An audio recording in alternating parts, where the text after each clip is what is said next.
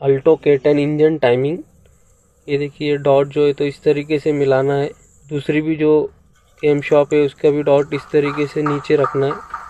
ये देखिए एकदम सेंटर में होना चाहिए और पीछे से इस तरीके से कट आते इस किट को लेवल में रखना है दोनों ही साइड में इस तरीके से। और उसके बाद में ऊपर जो है तो ये एरो दिख रहा है, ये एरो के ऊपर मिलाना है। दूसरे साइड में भी एरो है, इसको इसी तरीके से मिलाना है। और नीचे की टाइमिंग देख सकते हो, पिस्टन टॉप के ऊपर रहेगा और ये डॉट इसके ऊपर मिलेगा, ये टाइमिंग।